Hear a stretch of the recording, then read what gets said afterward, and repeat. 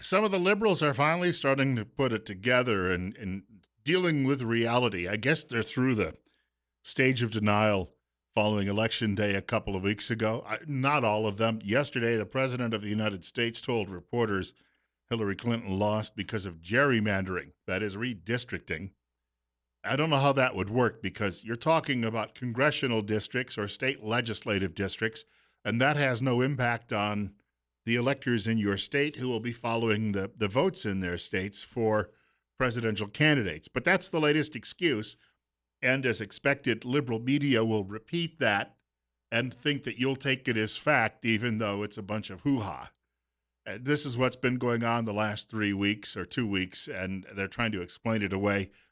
But some of them gradually are starting to come to the recognition that it may have had something to do with a vast number of American voters who simply have had enough of the condescension and the lying. President Obama said over the weekend while he was in Peru, he said something along the lines, you want to talk about dopiness. He was talking to an audience, and they're still trying to come up with all sorts of reasons. First of all, he's apologizing for the USA. I want to get to that in a short while. But, he said that he would be criticizing Donald Trump if Donald Trump stepped out of line. Well, I got news. It won't matter. You won't be president any longer. You'll just be some guy who's looking to be relevant. And it once again, it shows you, though, that they're completely out of touch. Obama said something to the line of people apparently ignored or didn't notice the economic recovery. And a great many people out there are saying, what recovery? Excuse me? Hello?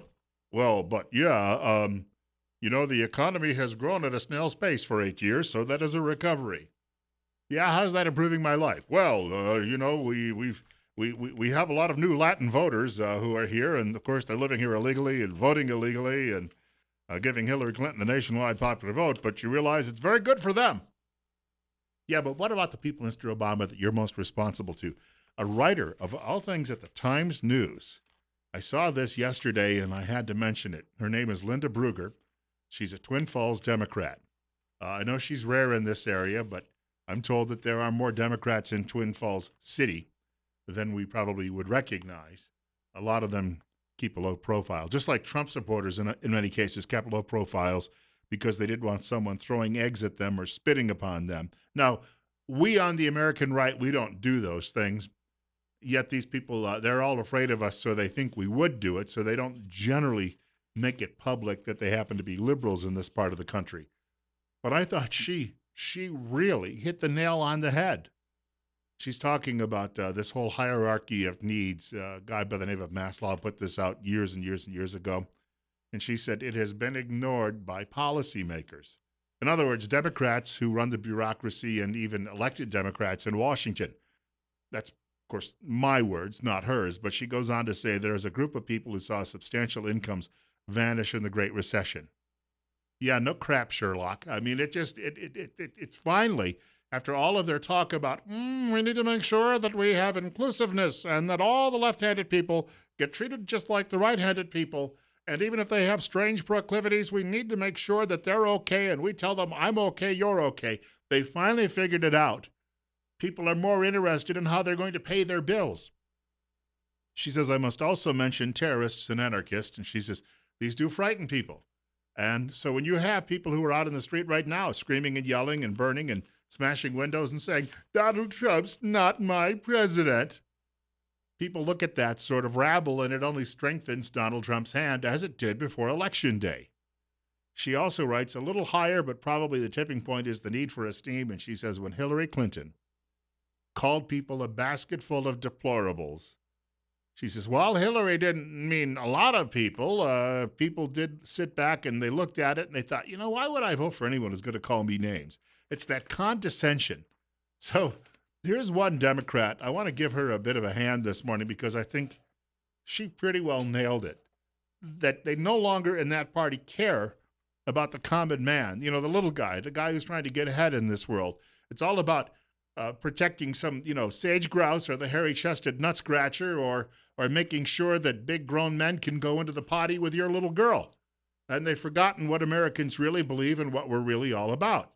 11 minutes after 8 o'clock. Bill Colley with you on Top Story this morning on News Radio 1310, KLIX and NewsRadio1310.com.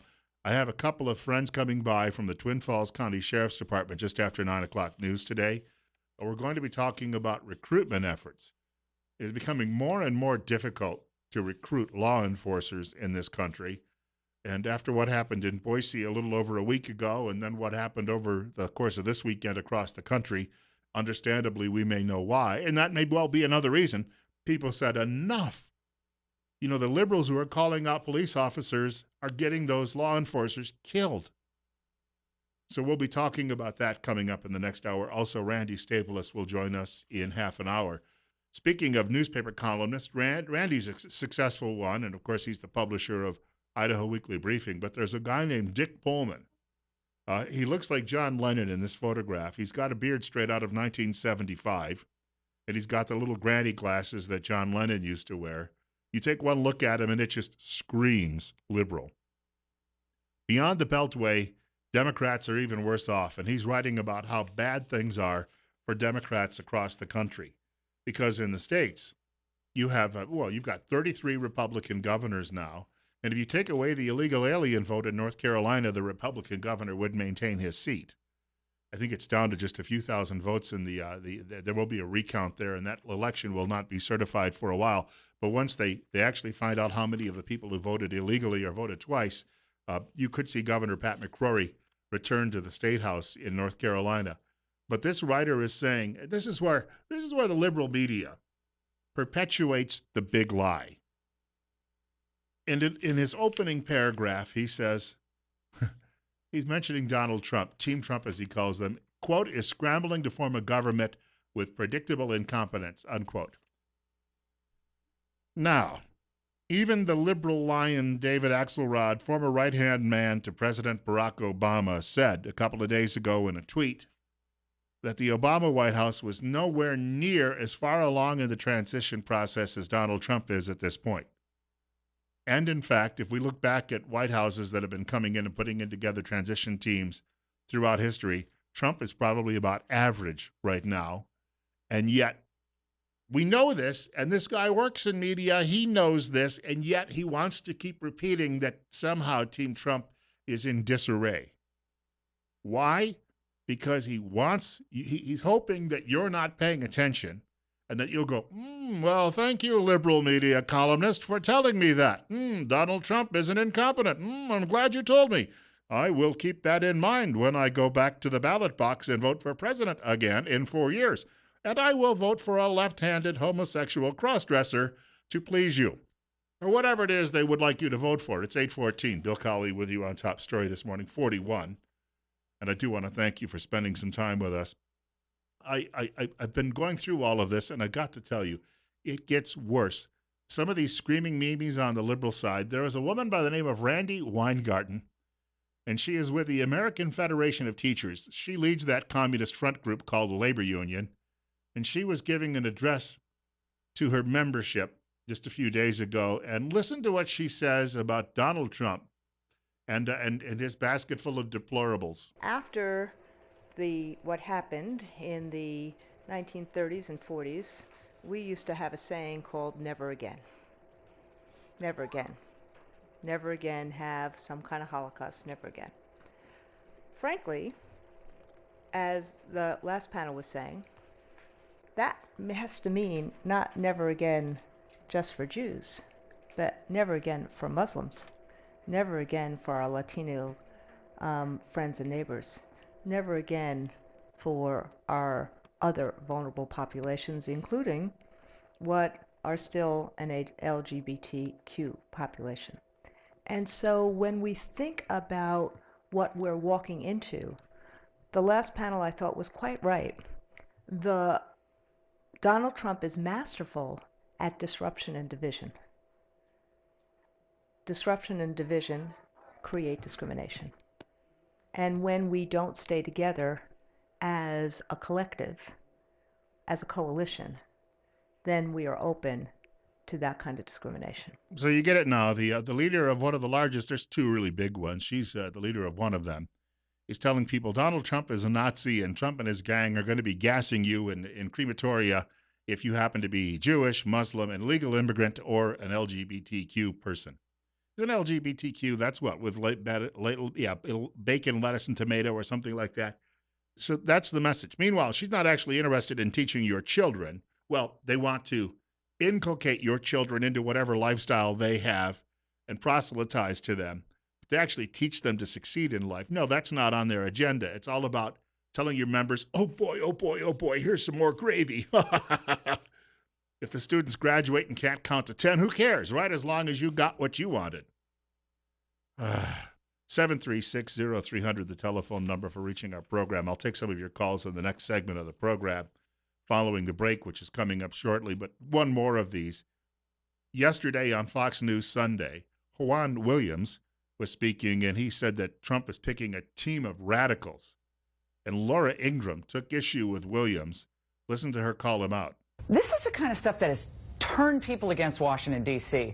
And these types of lines against true patriots who sacrifice for their country, who are beloved among the men and women in the military, who actually do the heavy lifting for all of us. Mattis, General Mattis, is one of the most beloved Marines of the last 50 years. General Flynn is considered one of the preeminent intelligence experts of our age. So to throw out these lines, a team of radicals, that serves nobody's interest. If you have a substantive disagreement with their approach to fighting terror or their approach to intelligence, that's fine. But these blithe comments, I think, have poisoned political discussion in this country, and I think it's exactly why people despise this city. I guess Juan won't be getting his reparations check anytime soon. Their efforts to work as an appendage of the Democrat Party is an absolute scurrilous matter that we should all be aware of. And now that the whining going on, you're hearing that, well, Donald Trump didn't invite us to dinner, and if he gets killed, we want to be there. Yeah, you're salivating over that possibility. We've got to be able to be there so we can tell people what's going on and assure them because Americans are incompetent and they'll panic. And so if we aren't there to tell them because God made us so brilliant. Yeah, I'm working for 18.5 over at the local newspaper, and I need to tell you all about how the world works. Bill Colley with you on Top Story on News Radio 1310, KLIX, and NewsRadio1310.com. Oh, they're also angry because now they're saying Trump may not live in Washington. Good golly. How can this man govern if he's not living in Washington 24/7? He might be able to get away and we wouldn't be able to go see him when he's in the bathroom and follow him around 24/7. We've got plenty more coming up. Bill Colley this morning on Top Story with you until 10 o'clock. Hope you can stick around. I've got, as I say, Randy Staples on the way, and also we have a couple of folks from the Twin Falls County Sheriff's Department joining us in studio after 9 o'clock news this morning. Going to be a busy week. I've got some great guests coming up tomorrow and Wednesday as well as we head toward the Thanksgiving holiday, which this year I've got a lot to be thankful for, and I feel that many of you would agree with me on that matter. Yesterday turned out to be such a beautiful day, and really this week isn't. I mean, a complete washout. We may have some rain or snow in the middle of the week, but for the most part, we're looking at a fairly nice day on Thanksgiving, and it might be a little cloudy, but looks like we won't have any issues with our big Christmas in the nighttime sky fireworks display on Friday. 824, Bill Colley with you this morning on Top Story on News Radio 1310, KLIX, and NewsRadio1310.com, 42. Although some of those colder nights, I mean, I felt it, especially near the floor. I mean, you know, when you have a concrete floor that's built pretty much as a slab. And so I've had the heating unit on a few days, and for that reason, I do want to remind you, if you're having an issue with your heating system, you need to call the pros at Ramsey Heating and Electric in Burley. They'll come out, and the pros there will make sure the job is done right and done right the first time. Problem-free cozy winters are found at Ramsey Heating and Electric, 2600 Overland Avenue in Burley. You can call them at 678-0459. Ramsey Heating and Electric, where they sell warm winters and cool summers. Caller with us this morning. Caller, you're up next. You're on KLIX. Well, most of the people I'm talking to indicate that it was absolutely a miracle. God maybe he's given us another chance to turn this country around, bring it back to the constitutional republic that we were founded. And one of the places that we could start with all the voter fraud and so forth that's going on is to have a federal law that there be a photo ID when you go to vote, just like getting on an airplane or any public transportation or anything else. You have to have a photo ID even to go to a doctor's office anymore. So that would be one place to start. The second would be to rescind all of these executive orders. The EPA, of course, was never created by an act of Congress. It was created by an executive order by President Nixon. It could be rescinded, send all the environmental stuff back to the states where it belongs in the first place. But I can tell you, this country has the framework or the potential of becoming great again in very short period of time, just like it did after Carter. And Carter also enacted, I think it's a McCarran Act of 1952, where it prevented Muslims from coming in this country when we had the Iranian crisis. I remember that. So the Democrats actually were the ones that they say, well, we can't do that. It's a law that's already in the book. And so all we have to do is enact that. And I'm hoping that Trump will do that, because these people coming in here, they don't mean us well at all. They're certainly not going to assimilate. And they're costing us billions of dollars. And, it's not like the letter that was in their reader comment a few days ago about the fact that most of the immigrants that came in here before would always assimilate, Bill, but these really don't. And if they're called to action, they will try to implement their Sharia law, and already are in various places. So that needs to stop. So those are just a few things, but this is a constitutional republic. It's not a democracy. Democracy is one of the worst forms of government, as Madison points out in the Federalist Papers. Well, thank you for the call. And he brings up a point, and we keep hearing that these people say, oh, if we just have to be nicer to these people. And there's a fellow by the name of Fitzpatrick, that's his last name, writing today at Crisis Magazine. And he's writing about what's taking place around the world. And it was a really interesting read. I happened to see it earlier this morning. He's a former professor at Boston College, William Kilpatrick, that's the name. Not Fitz, but Kilpatrick. And he's talking a little bit about the car bombings and other issues that are going on in one major city, all fueled by warring Muslims and the like. And he says, but it's not in the Middle East, it's in Sweden. And he starts breaking down what's going on across Europe. And this notion that, they all just want to come here and get along. No, we have evidence from all over the planet that isn't true. And this notion, I have so many politicians who tell me, the Washington Post didn't print this last week. Well, I'm not surprised to some degree. They have a limit of, obviously, words, too, that they're putting together in a story. But I told this guy, I said, you have a lot of people who are in the political class, elected people here in this area, in Idaho, who will tell me off the record that they are very worried about who's coming here. But they don't dare say it publicly because they're worried that the 5,000 people who still may read a newspaper will read that and say, so I didn't realize my representative's a bigot. Well, most people reading it are going to go, yeah, I agree. And number two, they say, well, I don't want to be, tarred with the same brush as some of the other opponents. Well, I'm not like everybody else out there who's opposed. I have my reasons. They may not be the reasons of other people. But I'm not going to let, differences I may have with them about their rationale get in the way of saying, I think we need to do a better job of protecting this country and our people. And I really wish some people would grow some stones and stop telling me off the record and come out and tell your constituents how you actually feel about all of this. But yet, yeah, you're right. It's not going to happen anytime soon. Your typical politician wants to wet the index finger, stick it up in the air, and see which way the wind is blowing.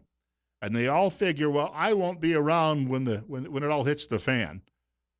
Really, a terrible way to govern, but unfortunately seems to be part of the nature of the beast. Bill Colley with you on Top Story this morning. Randy Staple is coming up in about 10 minutes, 15 maybe, closer to 15. He'll be talking about efforts to coerce Idaho politicians into legalizing marijuana. Because, they're doing it in Oregon, so if it's done in Oregon, it's got to be the right thing. So, monkey see, monkey do. Smoke 'em if you got 'em. In fact, I was just looking at a television headline. The French have swooped in and busted up a terrorist cell that was planning. This is a Muslim terrorist cell, I should point out, planning attacks in that country. They have much larger numbers as a percentage of the population, so it's more difficult to keep track of what's going on. Also, Drudge has a big headline just recently updated this morning. Some border checks, they're having people as many as 1,500 a day trying to cross into the USA, many of them just hopping a fence.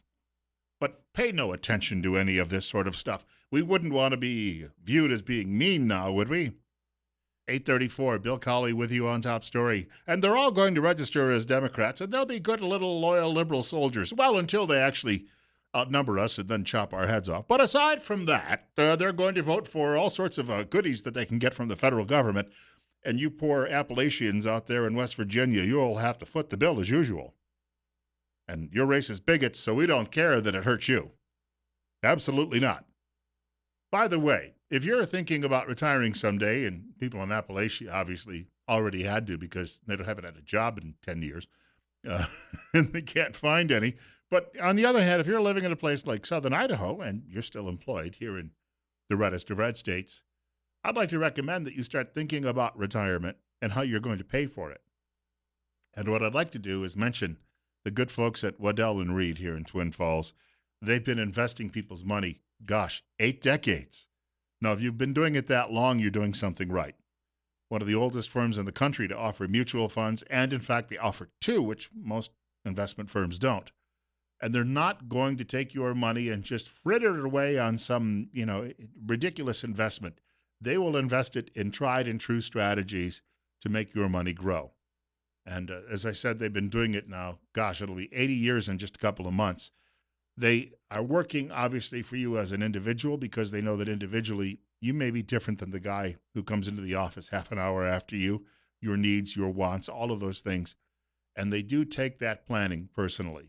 Bill Colley with you this morning on Top Story on News Radio 1310, KLIX and newsradio1310.com. Did you see the editorial yesterday in the local paper bashing Steve Bannon? Oh, that mean man.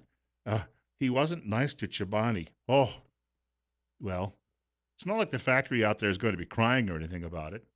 So what? He has an opinion that's not our opinion, and that's a bad thing. So tomorrow, in my weekly column, I'm going to have a comment about his background for, I guess, the alternative point of view. Some of the letter writers scream and complain and stamp their feet that I've got a weekly column at the newspaper, but that's why it's there, to provide the paper with that alternative view, which I think people have told me since I moved here has been sorely lacking at times. Speaking of media and media screaming and yelling and gnashing of teeth over some of Donald Trump's appointments or attempted appointments, Eric Erickson, writing at The Resurgent, again, not a huge fan of Donald Trump, but he's writing about Jeff Sessions and the efforts of media to portray him as a racist. Now, Sessions admitted he used the N-word, way back in 1966? How dare he? Well, at least he didn't lie about it. I went to a rural high school in the 1970s, and let me tell you, that word was bandied about as much as the and. And the reason it was is because people just simply didn't know any better, or they didn't know a lot of people of that persuasion and that particular color in life. But you know what? You're talking about a bunch of dumb kids, and they grew up and they became smarter, and times change. And so you've got media also carrying the water, and I know media and Democrats is a bit redundant, but you've got news media in this country just repeating the Democrat Party talking points, hoping to submarine Jeff Sessions, because somebody said the other day, he would politicize the Attorney General's office. Really? Like that hasn't been the case over the last 8 years? Well, they're going to try and politicize the government. Well, that's because they're Republicans. They're a political party. Just, but the Obama White House was so even-handed. Well, except for the IRS and the AG's office and the EPA and, okay. But other than that, the writer, Mr. Erickson, says, in fact, Jeff Sessions has a long history of fighting segregation in Alabama, seeking the death penalty for Klan members, and marching with civil rights leaders to commemorate and honor the 50th anniversary of the march at Selma. Senator Sessions would have won re-election handily in Alabama had he refused, but he went. He supported it. At the time, he noted the injustice that had been done. Senator Sessions also voted for the extension of the Civil Rights Act. He voted to confirm Eric Holder as the first black attorney general.